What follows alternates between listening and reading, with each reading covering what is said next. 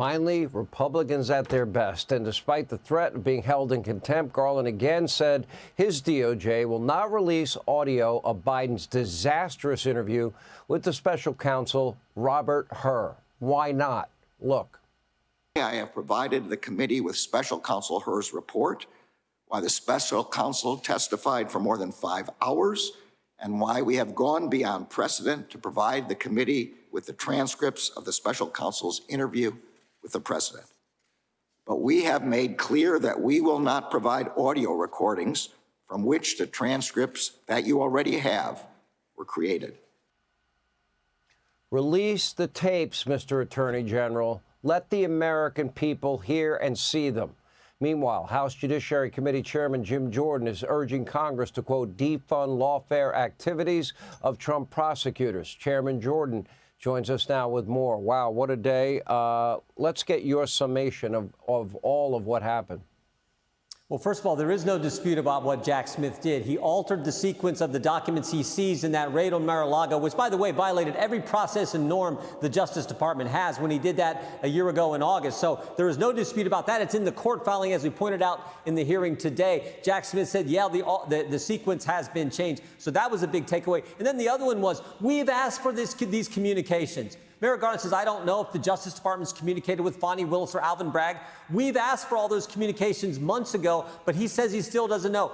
Give us the communications if they exist. If they don't, tell us. But he won't say, which leads anyone with common sense to believe there was communication going on. For example, we know Nathan Wade came up from Georgia and had meetings with the White House, the Justice Department, and the January 6th committee, and we are going to get those communications. So those in my mind were the two biggest takeaways. And then, of course, the third was this idea that he is not going to give us the audio. I think they waived the privilege when they gave us everything else. And never forget, Sean, we've already seen the White House alter the transcript, that the transcripts are different than what President Biden may say out when he's given his speech reading from the teleprompter. We have caught them making adjustments to that before. So we want the audio tape because we want the best evidence to do our constitutional duty to do oversight. The American people have a right to hear them. The American people have an election coming up. And if Joe Biden didn't know, that he became vice president in 2009, was I still vice president in 2009? We need to hear that. The American people need to hear that. Garland is running cover for Joe Biden, and that's what the weaponization of justice has now become, politicizing the Justice Department. Yep. That's what your committee has been and continues to investigate. Were you happy with the answers you got today? They were revealing. No. Yeah, but also remember the context on Special Counsel Hur's investigation of President Biden.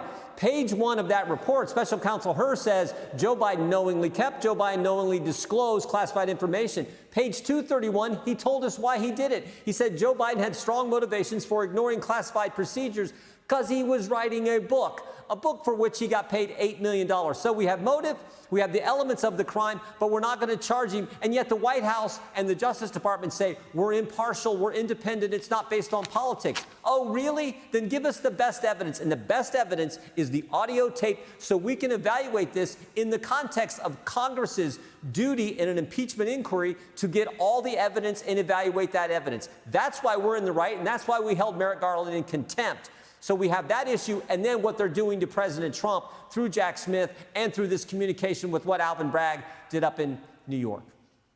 Yeah, he wouldn't answer Gates's question about if he'll provide documents and communications with Bragg, Letitia James, Fani Willis's office. Really? You got to be kidding me. He wouldn't answer your question on Jack Smith's tampering with evidence. Jack Smith put that in the court filing in the Florida document case. Yes, he exactly. said it. You didn't make that up out of nowhere. I read from the court filing. I read from the filing. The idea that the third highest ranked, right. And the third highest ranking official in the DOJ goes to prosecute Trump in New York. We don't think there's coordination there of any kind, something that he needs to answer for. That's why we got legislation which says no federal money can go to Fani Willis, no federal money can go to any of these rogue state prosecutors like Bragg and Willis. who are using lawfare, going after their political opponents, and any special counsel that is out there who wasn't approved by the Senate should be defunded as well. That's our legislation. In addition, we've also got, you should be able to move the venue to federal court, which was legislation we passed months ago out of the committee. God help this country if this guy is reelected in 153 days. Really, it's bad. Jim Jordan, keep up the good work. Thank you. Great day for judiciary, I'll tell you that. Hey, Sean Hannity here. Hey, click here to subscribe to Fox News YouTube page and catch our hottest interviews and most compelling analysis. You will not get it anywhere else.